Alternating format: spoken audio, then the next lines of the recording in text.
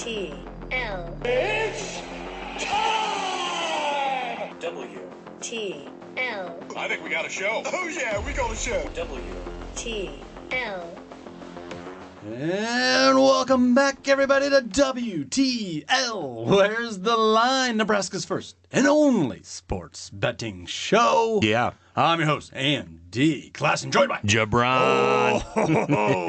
the Parlay Pounder. Yes, sir. Yes, sir. We're back. Yes, and we got to bring that energy. We do. There's so many things going on. Yeah. Even though it's not NFL, it's not college football, there's still a lot of things going on in the sporting world, and that means there's a lot of things to bet on. For sure. There's a bunch of stuff at the book this weekend. Yes, there is. And should we start with something that's starting today? Let's do it. Thursday. Yeah. That is the U.S. Open back at the Los Angeles Country Club. Yeah. And, all the names that we've been talking about when we talk golf are at the top of the list. And that's with Scotty Scheffler around plus 700, John Rahm plus 1,000, Koepka's up there at about a plus 1,000. For sure. Oh, and there's been some developments with the PGA. I think they expanded. Yeah. Or they welcomed in a group of golfers. Or I don't know where these guys came from, but they weren't liked, and now they are liked because people like money.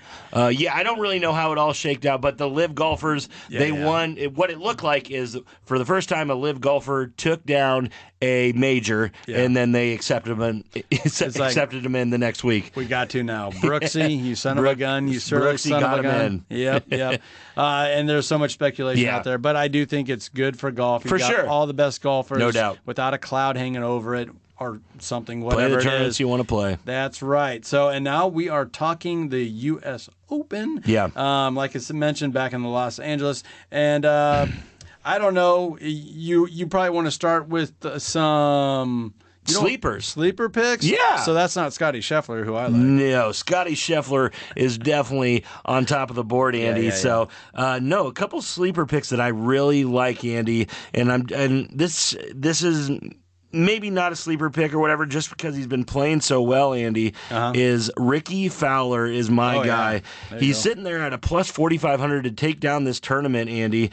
But what I really like him at, he's at a plus 900 at a top 5 and a plus 400 for a top 10. This guy, I believe right now, with the way that he's playing golf, is a lock for a top 10 spot. Yeah. So I really like that plus 400 odds to put him in that top 10. He's just playing really, really, really good golf as of right now. Solid. So that is one of my sleeper picks is Ricky Fowler. Yeah, and his putting's been getting better, and he's been stacking up the top 10 finishes. Kind of a resurgence. I believe it started back last year, and he's just playing with such a good consistency. I always talk about Ricky Fowler. You have to. He's one of my favorites, and he's kind of a character too. He's one of those guys that he's easy to root for. So I got the bright colors on. I like that one. Yep. I like that one. Go with that guy. He fits right in with those live golfer guys. He does. He really does. He has a big. He's like you said. He's got big personality, big bright colors on. Yep. A surprise prediction that I don't know a lot of people are looking at right now, Andy, is Phil Mickelson, the lefty. There we go. A USA title kind of remains elusive to Mickelson, and the soon-to-be 53-year-old has a chance to compete for the career Grand Slam this weekend in his home state. We're only 25 months removed from Mickelson becoming the oldest major champion in golf history. I just think if he's going to make a run to get this Grand Slam, it would be right now. So, I think it's one of those ones that you throw a couple dollars on it, Andy, because he's sitting all the way at a plus 25,000 to take down this tournament. So it's a really long shot, but you might want to look at odds for him to make cut, because I believe he's comfortably going to make this cut, Andy. So that would be my bet if you're going to go after Phil a little bit. You're just all over these live guys. Yeah. Phil's kind of at the headliner list. And when I was saying Scotty at a plus 700, that's just a top 15 finish. Yeah. And John Rahm. So obviously I like looking at those. No doubt. You always talk about Rory, and he's at a plus 1,200 for just a top 15 finish. But, man, he's been saying a lot. He's not backing down. And he hasn't had the finishes that, we were kind of thinking he might have the last couple of tournaments. Yeah, no. Rory, it feels like he's just seeking history, but he can't quite break out. You know what I mean? He started out so well, on fire and everything. It just seems that he can't get off this extended major championship run. Right. He can't get back on it. Mm-hmm. He has managed 17 top 10 finishes, in with top 8 in 4 of his last 5 majors. It's crazy how close he is to breaking that mold. Just he can't break through. So it wouldn't surprise me with Rory, but if he gets down early, it's really tough for him to change his mindset. He's one of those guys that really gets down on himself, kind of like a Justin Thomas. If it's going good, it's going great. Yeah. But if it's going the other way, maybe not so much. For sure. Who else are you looking at? Yeah, I mean, like you said, Andy, Scotty Scheffler, he's at 6-1 odds to take down this whole tournament. I can't help myself. His ball striking is historically good right now. He's just the safe play, Andy. Just the safe play.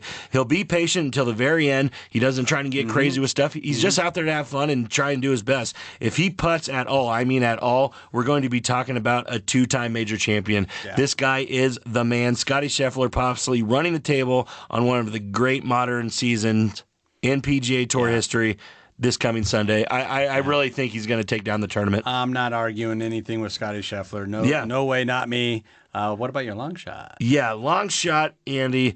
And I don't know if a lot of people are going to like this, but I like my man, Max Homa. I was waiting for you to say Max. I knew it. Here we go. He's an LA native. That's where the golf tournament is. He's all the way down the list here at where is he? Plus 3,500, plus 650 for a top 10, plus for a top 5, plus 300 for a top 10. So I really just like Max. He's one of my favorite golfers to watch. So if I'm going to throw some money on somebody that I like, it's going to be Max, just because he's in his home state there, and I believe he has a really good chance of taking down this tournament. Well, and let me give you some ammunition here, and why so many people are doing some write-ups here on Max. Yeah. Well, first off, he's the number 7th ranked golfer in the world. So right there, I like that. Another reason, he grew up 20 miles away from the LA Country Club. Yep. So it's basically his home course. On top of that, he actually owns the course record that he set when he was playing his college ball for California back in 2013. He shot a 9 under 61, and that remains to be the best round ever shot at the Los Angeles Country Club. So yes, you're taking quite the risk, but you're also taking a calculated risk there with Max Homa, and this being his home course, and a course that he plays phenomenal at. He has before, so he's going to have that confidence, that swag. It's just that, I mean, he's just so far down the list when you're looking at the odds. Right, and we have to throw this nugget out here. Not since Webb Simpson in 2012 has a player gone on to win a major without a prior top 10 finish, and Max is outside on that. So as Max has flashed some form and it has a really nice history at this golf club, there's a reason the odds are where it is for him. I'm just saying it's a good shot, and he plays really well here. Should we talk some hits and misses from last week? Let's do it. We got to. I'll start with one of my misses. But I wasn't too tore up about it, and that was Texas. I really thought they could go out there and beat Stanford. They did one game, and they had them on the ropes in another game. Comeback fashion, how they did win. And you saw a stellar performance from that Matthews kid throwing 156 pitches. Woo! How crazy was that?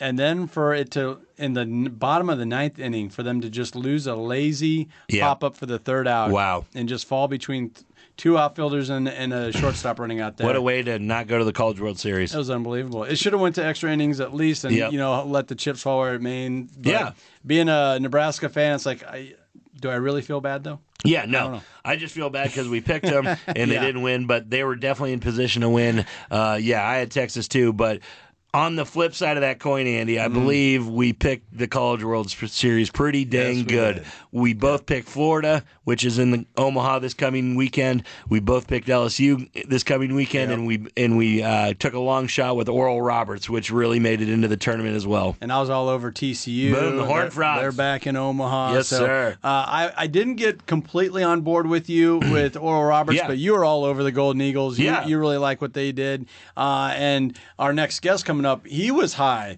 on the Golden Eagles, and we're going to talk to Finocchiaro, Lou Finocchiaro, coming up here next couple segments here. He's a native of Omaha. He's been a professional gambler for a number of years, based out of Las Vegas. Kind of lucked out getting a hold of this guy. Yeah, for sure. And I'll tell you what, this guy knows his UFC, and that's where my misses are, Andy. It was a rough week for me in UFC. I thought Benelli Del Rouge was going to take care of Charles Oliveira. Oliveira flashes form from a couple years ago, comes out and beats him in the first round, Andy, and really puts a damper on my parlay. So good job in college baseball, and bad job for me in UFC. Yeah, and Lou, I actually asked him that. I'm like, what happened? Because he was agreeing with you. Yeah. He liked Del Rouge there, and he gave an excellent breakdown of it. But he specializes in UFC, mixed martial arts, and also College World Series, college baseball. Wow. How could you not, being from Omaha? Yeah, let's do it. So I got him on two of his strengths there. He also hosts Bout Business Podcast that's all mixed martial arts, mostly UFC. So some really good stuff coming up in the next couple of segments. So should we take a minute to recognize one of our fabulous partners? Let's do it.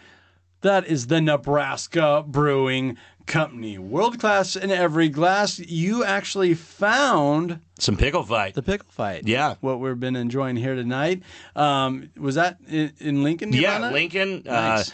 Couple of the liquor stores that I frequently go to, Hy-Vee and Casey's, will have Pickle Fight. So run out there. Best Bloody Mary beer on the market. No doubt. It is the best. Pickle Fight. Go pick it up.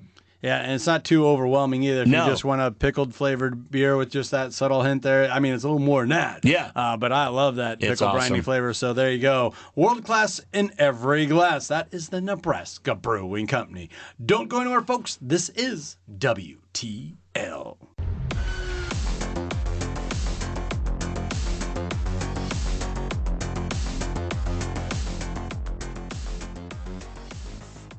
And welcome back to WTL, everybody. Where's the Line? Nebraska's first and only sports betting show.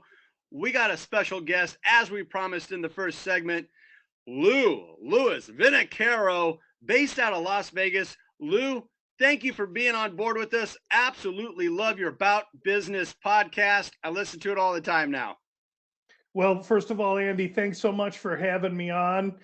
We just happen to be in the sweet spot between the UFC, College World Series, as well hockey playoffs just ended. So it's a good time of the year, and I'm tickled to be on and share some thoughts with you. Hey, and you spent some time in Omaha, right? I'm born and raised in Omaha, went to high school there, and then spent some time after college working for my father in the wine business. But I've lived actually in Phoenix now for the last 22 years. And Phoenix is about a 4-hour drive, about the same from Omaha to Kansas City. And so I'm there quite often, 5, 8, 12 times a year. It's an easy spiritual drive, and it's all desert, and there's never weather. I hate to say that. That's fantastic. Yeah, weather, what's that stuff? So one of the things with your new website, and we'll talk about that, you really hone in on 3-4 different sporting events so you don't get stretched too thin when you're coming out with your picks and your analysis, and I appreciate that. Being from Omaha, being from Nebraska, College World Series, we're getting into the thick of it. So I was hoping we could steal some of your time and talk about the CWS. Oh, bring it on. I've been going since I was a kid. I was there for the championship series a couple years ago, and more than likely it'll be next year when I return. All right. Well, let's start with that game one then. Oral Roberts, the big-time underdog. The Cinderella story continues. Taking on TCU. That's Friday, 1 o'clock Central Standard Time on ESPN First Pitch. TCU, the -165 favorite in this one. Lou, how do you see this one breaking down? Yeah, I see a good game here, but I really think that the TCU pedigree pitching and hitting together is going to be a little bit too much for Oral Roberts. I'm not taking anything away from them, but Oral Roberts found their way through Oregon and really a part of the bracket that was not as tough as some of the other sides. And I do think TCU is the more legitimate team. I lean to them in that first game. Yeah, I really do too. And I mean, I don't think you can find a better 1 through 9 hitting right now as the Horned Frogs. Those bats have come to life here in the postseason. And you did have a future out on TCU, didn't you? I do. People that follow me, we have 4 futures writing. And in that bracket, we have TCU as well as the next game we'll talk about, Florida and Virginia, where I think the College World Series winner is liable to come from that game. And so the futures we were active in the regionals. Each year I get more active in the regionals. The futures come there. And as we get closer, I kind of see how they lay. That said, I'm really prepared today to try and decipher this College World Series for your listeners as it stands right now, not based on a bunch of numbers that were available 10 days ago. We're going to direct it to these folks listening now. And really, if you like TCU, I think it's that bracket, TCU, as well as Oral Roberts, Florida, and Virginia. Those are the waters you should be fishing in as opposed to the other bracket, and I'm sure we'll get there. Well, let's take a minute and talk about Oral Roberts. I had a lot of buddies of mine saying, oh, they look good. They look good. And I thought I was more impressed with Oregon knocking off Vanderbilt, a top-tier SEC team, and they were hosting. So I was completely wrong on that. The Golden Eagles got it done. Do they raise any concern taking on the Horned Frogs here in Omaha for you? No question about it. Oral Roberts isn't just some mishap. It's a good, solid team. And though they don't really appear on a lot of the metrics that I track, again, the field at the College World Series changes now, and things change, wind dynamics, everything changes based on from where these teams played super regionals to Omaha. You're playing in a hole where the wind normally blows in. That's not always the case. And so gorilla ball home run teams are not as much a premium in Omaha as teams that hit doubles. And TCU, very offensive, is a team that makes contact, and they do live to some degree by the home run. Yes, they do. They like to mash. Well, let's move on to the night game there then on Friday. University of Florida, that's one of Jabron's favorites, taking on Virginia, and that's kind of got a hometown feel with the boy from Omaha, O'Brien, the coach, that story. Virginia, slight underdog, though, heading into this one at a plus 100 I'm seeing.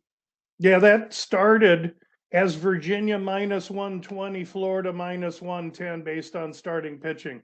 Flow has come Florida's way. I can see that because really we're talking about 2 powerhouses, and we know the structure of the College World Series is such as you win those first 2 games, and now you're in rest easy position. You're skating till Wednesday or Thursday before you have to play again, while the other teams beat their brains out, use up all their arms in the losers bracket. So Virginia, Florida is critical game. And O'Connor, the coach, has Omaha ties. He's going to have the Omaha crowd firmly behind him. That said, the SEC is a power, and they beat up on each other each year. And the 3 SEC teams that are here are all liable to win the thing. I will say I lean to Virginia in that game, and therefore I lean to them to win the College World Series based on pricing today.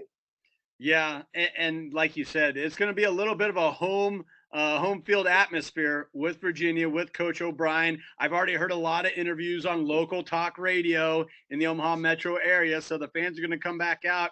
But it's pretty hard to look past guys like Wyatt Langford, who's projected to be a major league all-star once he gets onto the big leagues, and Jack Caglione there for Florida. Just star power across the board. It's going to be a lot of fun. As well as O'Sullivan, a coach that's been there, and he won it in, I want to say, 17. So, yeah, I'm not taking Florida lightly. What I'm willing to say is the winner of that Florida-Virginia game sets themselves up so perfectly for a really deep run. I just think, in my opinion, the starting pitcher for Virginia gets a little bit of a lean as well. I track doubles, and the team entering the College World Series, number 1 on the list, doubles hit, is Virginia. And that's because that coach understands how you have to win in that stadium better than anyone. Now, I'm not taking anything away from Florida and O'Sullivan, but they are a little bit gorilla ball. Yeah, no, that's an excellent point. That's something I haven't really heard of, tracking the doubles. That makes a lot of sense, especially in that ballpark with the traditional June time wind blowing in, keeping those balls in the park in play. And a huge park at that. It's a huge park. Yeah, it really is. It really is. Let's move on to Game 3, Saturday, the first game on ESPN, 1 o'clock first pitch. Wake Forest, the number 1 overall seed, breaking the trend, getting it to Omaha, taking on Stanford. What a way to win. What a way to beat Texas on that walk-off. Pop-up should have been an out, should have went to extra innings, but give the Cardinal a due. They pulled it off to 1-3 game series. But I saw you on Twitter. You were a little critical of how Stanford used some of their pitching, especially in the first couple of games. Well, I don't know that I'm critical of it, but they sure used the kid Matthews to the tune of 151 pitches, and he's just a skinny little string bean athlete that can really hurl. I got nothing but respect for the kid, but I mean, is their goal? I mean, I know their goal was to set themselves up to win the College World Series, and watch this kid come back and just be a horse, because they're going to need him to. And right now, Wake Forest is a lawnmower, and the rest of the College World Series field is grass, okay? Yeah. And I have to figure, as a handicapper, how are we going to beat Wake Forest? And I think there's a logical way to beat Wake Forest. First of all, they come deep, 3 deep, with great pitching, but they're completely gorilla ball home run oriented, as experienced against the Alabama game where they hit like 9 home runs in a game. Okay, that's all well and good, but if they get a little weather, okay, they're going to have to figure out a way in a tight game how to manufacture a game. And while they haven't lost a series all year, that means to me that they're ripe. And who do they get? They get a Stanford team that comes in with momentum. That's the only team that was in Omaha last year. I can't tell you how much premium I put in that. Now, Virginia, they've been there twice in the last 3 years. Florida, twice in the last 3 years. Yes. But the other team that's also been there twice in the last 3 years, the Stanford Cardinal. I'm going a long way as to saying I'm taking Stanford in that first game Saturday as a huge underdog. Wake Forest opened -190. Now, if you look, they're -210. And by the time the game comes, they're going to be -230. I'm going to sit back and wait. I'm going to take Stanford because I think they're live, and I think they can pull the rug out from Wake Forest in game 1. I like that. I like that a lot. That's where your value plays at, and it makes a lot of sense. They have the experience being the only team returning back to Omaha. How about that game 4? This one's got it all. LSU. Tennessee. I know early on you're saying, man, I like Tennessee. I think they're on a mission. Tennessee comes in as an underdog, not big time, but plus 145 I'm looking at for this 6 o'clock first pitch on ESPN Saturday night against LSU. So, Andy, I got to tread lightly here because my oldest son, Vince, who lives in Omaha, is an LSU graduate, okay? So I got to tiptoe a little here. I paid a whole, 4.5 years of tuition there. So, yeah, we got some LSU in our heart, and nothing is better than the College World Series, except if you have the College World Series with LSU in it. Then it becomes even better. Baton Rouge is a very Omaha-like town. People will come up here to scour that game and flip the coin. 2 SEC teams. I can't tell you who I lean to, but I think that's going to be a whale of a game, as you indicate.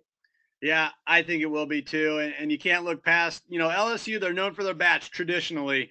But, man, I really like their pitching staff and what they've been able to do this season. They're 3 deep. They're strong. They're going to be a tough out. But as you mentioned, Tennessee, you can't poke too many holes in Tennessee's staff or starting lineup either. Yeah, I would say that if Tennessee can get to the LSU bullpen, that's what has been a problem for them during the regular season, but it's been a strength for them in the postseason, so we'll see. There you go. Well, you heard the horn there, Lou, so we're up against it, but could we get you back to talk a little UFC Fight Night? Anytime. I'm totally into it. Whenever we want to go, let's do it. Fantastic. You heard it, folks. Don't go anywhere. This is WTL.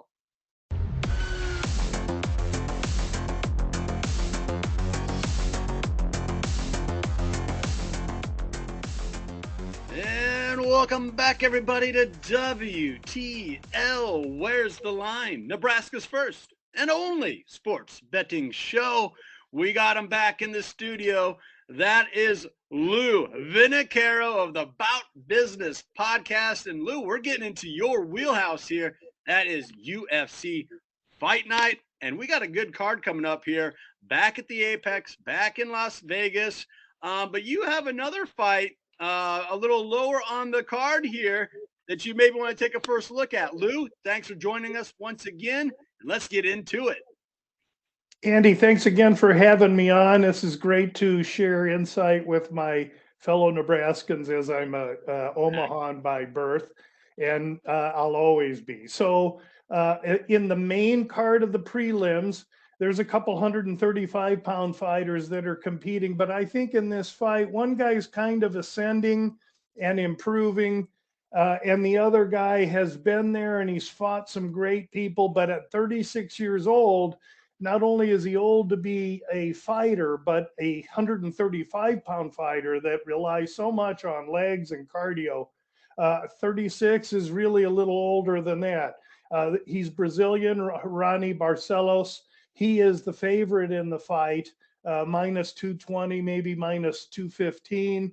And he should be. He's been in with better. He's a dynamic fighter. And on his day, he's the better fighter here. However, at 36 years old, he's taken wear and tear.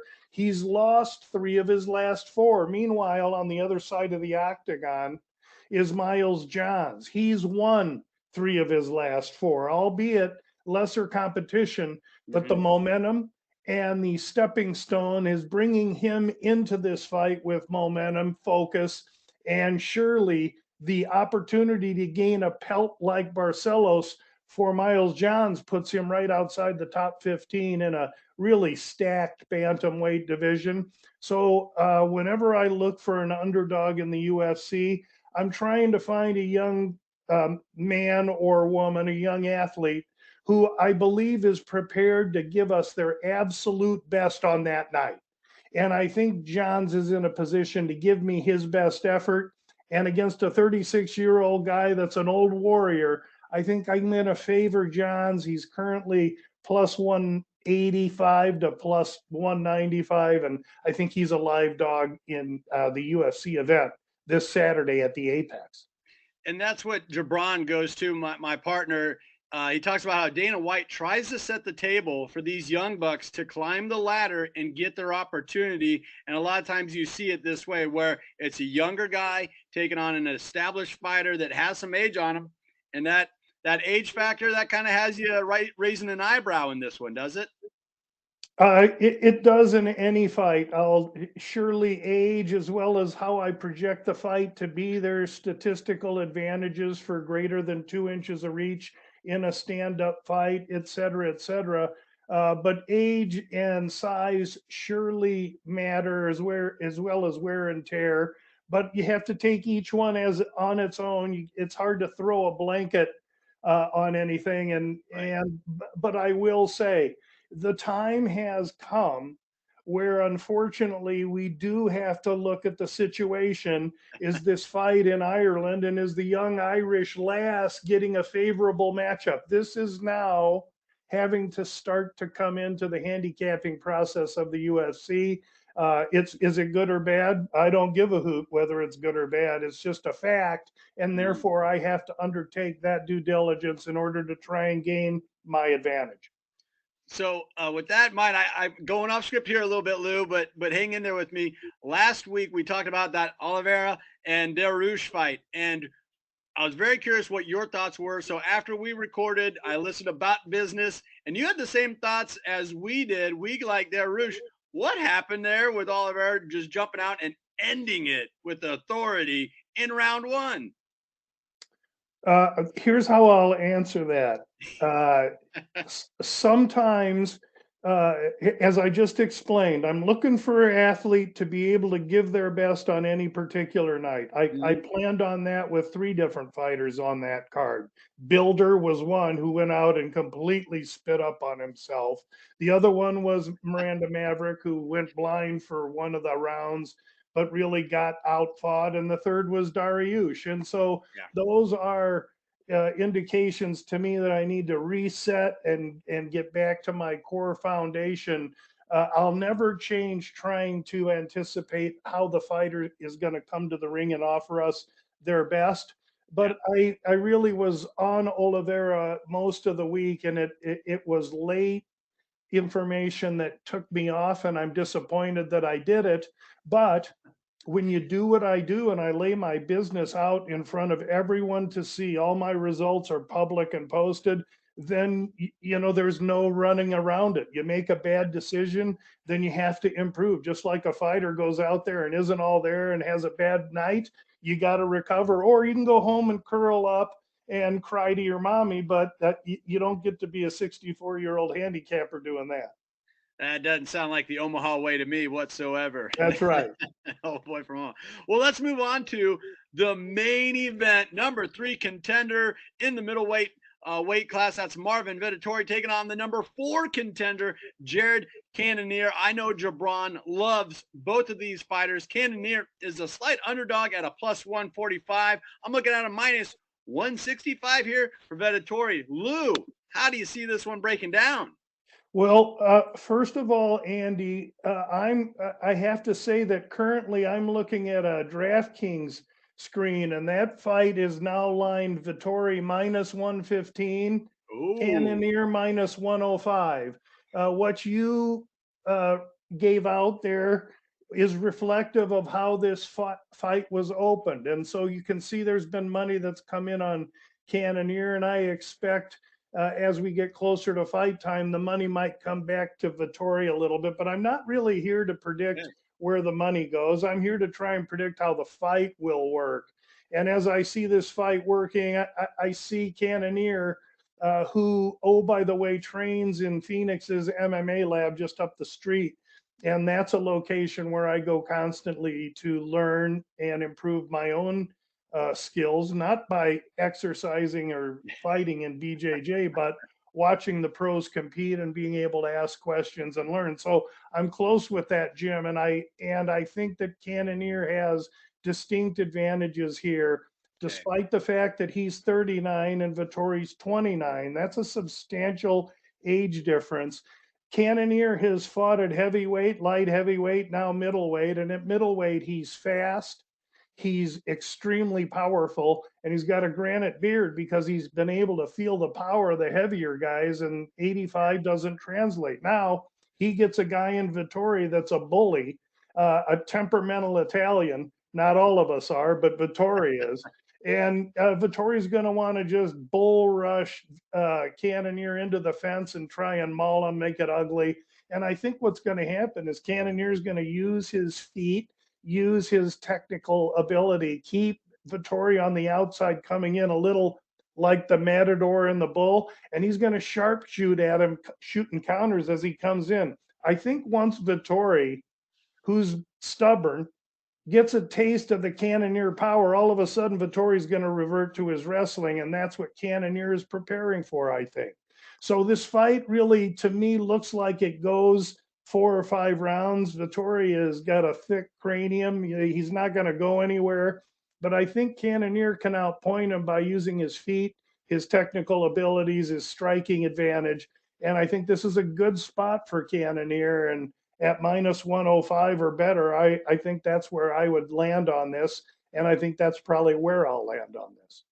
Yeah, so you think this one could go there's so many different lines that open up closer to fight night, closer to the bell ringing.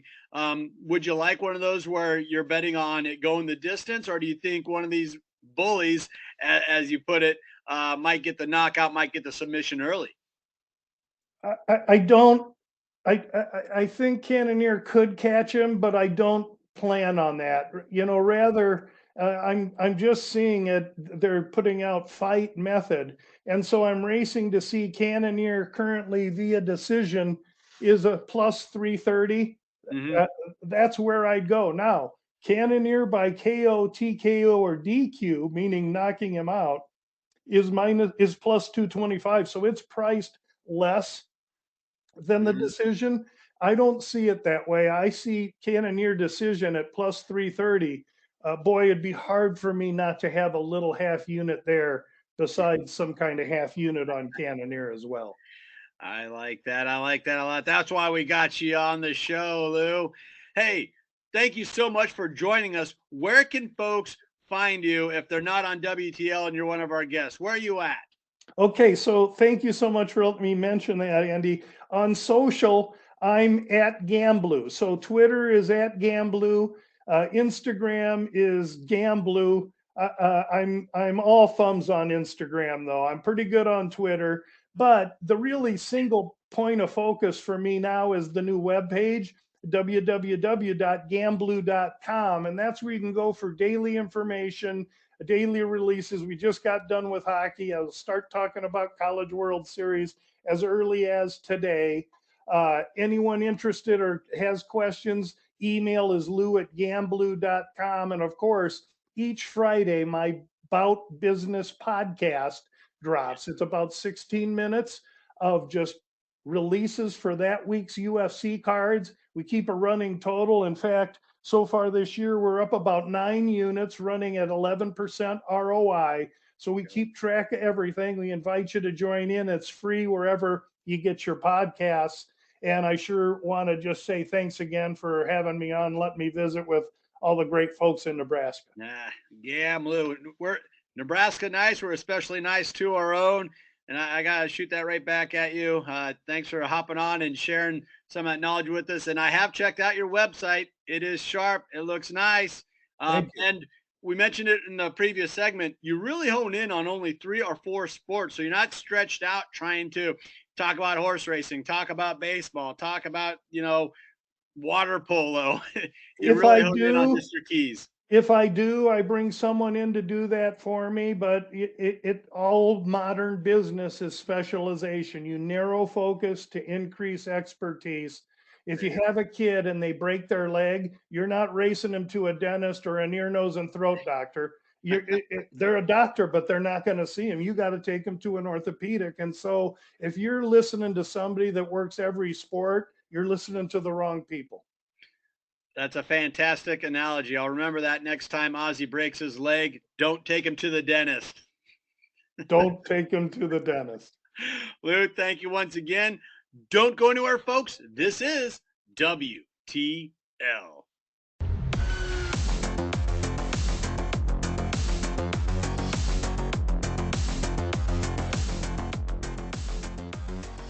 And welcome back, everybody, to WTL. Where's the Line? Nebraska's first and only sports betting show. I'm your host, Ian D. Klassen, joined by Jabron. Oh, the parlay pounder. You got it. How about that, Lou Finocchiaro? Yeah, that was awesome. That guy knows his stuff. He does. UFC, and then of course I really wanted to hear his thoughts on the CWS. The road to Omaha. Yep, and it's finally been paved. We got our 8 teams. Yeah, I can't wait. And he was all over. I thought it was interesting how he wants to bet heavy on one side of the bracket, not so much the other. Gave a lot of good reasons. Yeah, it's the way to do it, I guess. Now we're going to shift gears a little bit here, and we're going to talk some NFL futures, some predicted win totals that have been coming out over the past couple of weeks. Yeah. And we got to start with some local teams that, a lot of Nebraskans follow. Yeah. Let's start out west with the Denver Broncos. Yeah. Quick shout out to the Nuggets. Yeah. First ever franchise championship. Yeah, cool. Team that we followed all year long. Yep. I went out and saw them in Denver. Yep. Really, really awesome team. Joker, one of the best players, probably getting a statue in Jersey hung up there in Denver. So that's really cool. But let's flip our seasons a little bit from basketball to football, and we're talking about the Orange Broncos. The Broncos. Yeah. And I don't know where this over-under is coming from with 8.5. Yeah.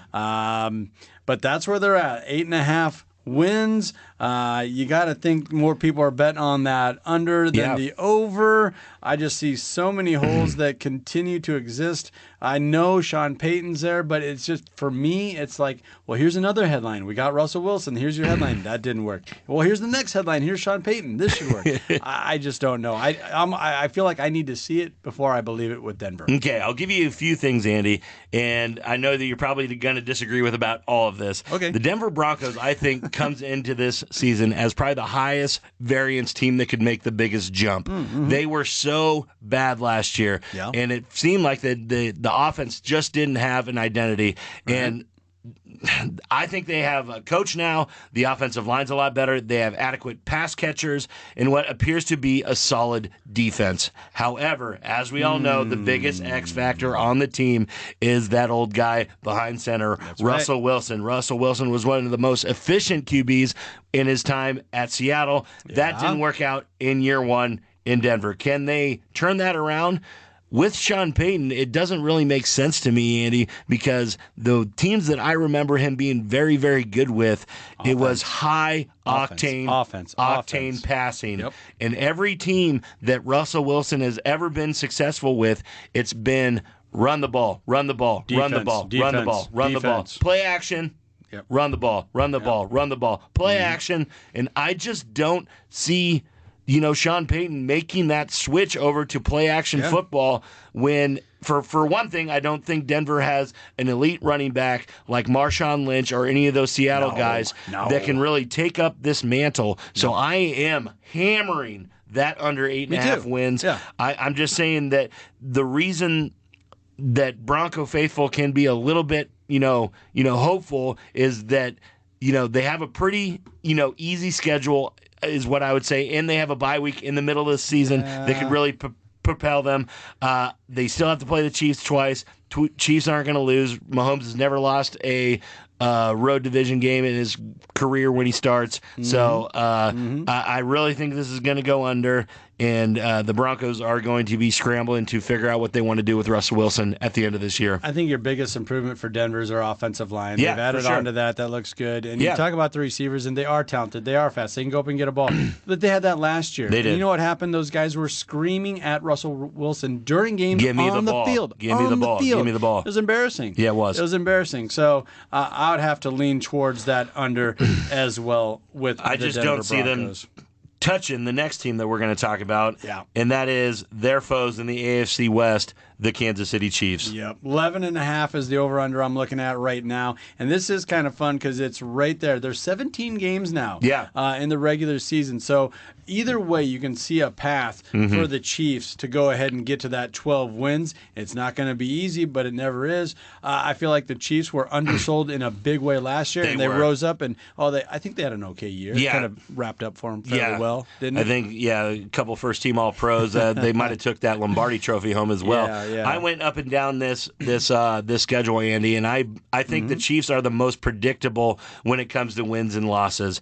They tend to start fast in September, get bored a little bit in October, and then they dominate after the bye week. Patrick Mahomes has 10 losses over 36 games in September and October, then just 6 losses in 44 games in the months of November, December, and January. Just think about that for a little bit. No, anybody would kill for numbers like that. Is crazy. The Chiefs have not lost a divisional road game, like I said, with Mahomes as the starter, and I don't think that trend doesn't end this season. Not with the way the Chargers play against the Chiefs, the Raiders with the new system that they're trying to do, and like we just said with the Denver Broncos, Mahomes will not lose to these guys. He just won't let it happen.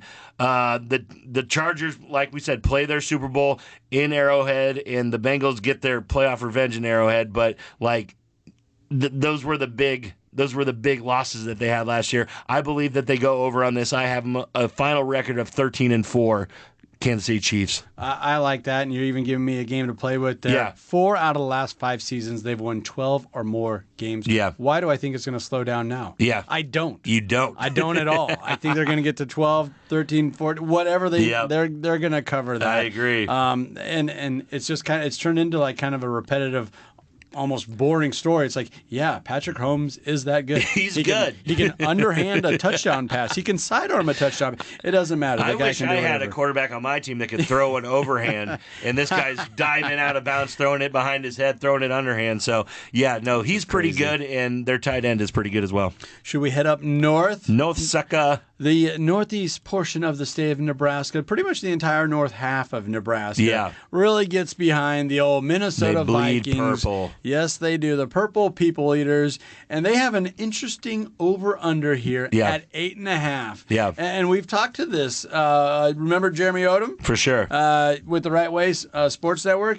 I know he thinks this is a very gettable over. Yeah. I might think about him. Where do you land on this? Yeah. Just the one thing I want to kind of lay out, Andy, is the NFC North is going to be much more competitive this year, I think. Okay. Despite the fact that the conference as a whole seems more wide open than it's ever been because of the departure of Aaron Rodgers, I just didn't see the Vikings get a whole lot better this offseason, Andy. I saw them get rid of one of their best players of recent years, Dalvin Cook and Adam Thielen. Those are two huge pieces of the Minnesota Vikings when you think of them in the last 5 to 10 years. The biggest thing that they brought in was their defensive coordinator, Brian Flores. But considering all the defensive departures and the lack of draft capital the Vikings used on the defensive end, I'm not sure they have enough to run this Flores style defense with these players that they have on this side of the ball. I believe that Jordan Addison was a great pick in the first round, but he's undersized and may have a bit of, a learning curve in the NFL. Sure. So I really think that I looked at this roster, and I think it's going to be 7 wins for the Minnesota Vikings this year. Jabron, you ignorant schmuck. There we go. There is no way that this team won 12 games last year. There's no way that they're 5 games worse than that. I feel like they got better at receiver. You already mentioned how they used the draft with that Addison kid. Thielen was old. He lost a step, maybe a step and a half. Dalvin Cook, he's an old running back. What is that worth in the NFL? I don't think he's old, but yeah. In NFL standards, the guy's a grandpa. Now, I'm laying it on kind of thick You here. are. But he is a running back, okay? And he's got great speed, but he's had injuries and all those things. And if there's one thing that I will get behind, it is Kirk Cousins. He will just do what he needs to do to win 9 games. I think winning 9 games for Kirk Cousins, that's money in the bank. I'm looking at the Bears like, why do I have any faith in the Bears? Well, I'm a Bears fan, but okay, we got a young quarterback that could be good. No, don't give me that. It does look like Kirk Cousins at this point in time is the best quarterback in the NFC North. Yeah, he is. Probably fighting for that top spot with Jared Goff. Jordan Love, you getting on the Love train here? I'm definitely not touching the Green Bay Packers. But like you just brought him up. We got a little bit of time. Let's touch on the Chicago Bears. What are you thinking with the Bears? 7.5 wins is where the line is. Oh, that's right on. Yeah. I would like to say over. Yeah. My heart says over, but my head says under. There's still way too many questions. I know they tried to address the offensive line, and they should. With the draft. I love their draft, getting that big kid out of Tennessee, left tackle. That was the way to do it. Yeah, it really is. But you still, you're talking about losing Dalvin Cook. Well, at least the Vikings had somebody to lose. The Bears had a running back, receiver. Mooney is their number 1 receiver? No, you are wrong. DJ Moore is you're right. the best receiver in the NFC North right now. Yep. I'm even giving it to him over Justin Jefferson. This Panther is going to come in, and the Bears are going to win 8 games this year. They're going to go 8-9. The Bears are about to start the season off with a bang, hosting their bitter rivals at Soldier Field, the Green Bay Packers, with quarterback Jordan Love's first start. I think the Chicago Bears really get off to a really good start and tail off at the end of the year here. I do believe over 7.5 wins, Andy, is a very good lock for the Chicago Bears, because this team, if they get on a run, Andy, with the amount of variance there is in the NFC North right now, and the amount of talent and young players that the Bears have, it could go either way. It could go, let's pack it in for the year. This is another year that we're going to have 4 wins, or they could surprise everybody and come out and have a winning season. So I know that you being a Bears fan, it's hard to get behind him and stuff, but I really like this kid, Justin Fields, and I've liked what I've seen out of him. It just beat the 49ers last year. Beat the 49ers last year. And now that he does have some great pieces around him, can he make the next step with an emerging defense in Chicago? I really think this is a make or break year, especially for Justin Fields. Never have I heard you say something so dumb. then totally redeem yourself. Yeah, let's go. All right, fine. Give me the Bears. You Go over. You got the fandom out of me. I do like Fields. I do like what they did with the offensive line. And that DJ Moore accusation, that slipped my mind. Let's go. He is a difference maker. Never got the love that he deserved down in Carolina. Yeah, like, why is Carolina just getting rid of... We got Adam Thielen. Okay. No. DJ Moore with his stats right now is the leading receiver in Bears history. So that's just a little nugget for you. Yep. So, well, that'll about do it for us this week on WTL. Be sure to follow us on ESPN Tri-Cities Radio and their Facebook page, other social media. We're on Twitter. Yeah. Twitter account is growing like our YouTube channel. That has been a lot of fun. Getting that video out there. That's a growing market. People that like to just sit down and watch their podcast. Yeah. Plus, we make those short videos, add some video to it, add some music to it, make it a lot of fun, like you said. You also got those free picks coming out on TikTok each and every single week. So check us out over there. Just search WTL Sports Betting. Yep. You'll find us. We'll come right up. For Jabron, the Parlay Pounder, I'm Andy Klassen. Thank you for listening. This has been WTL.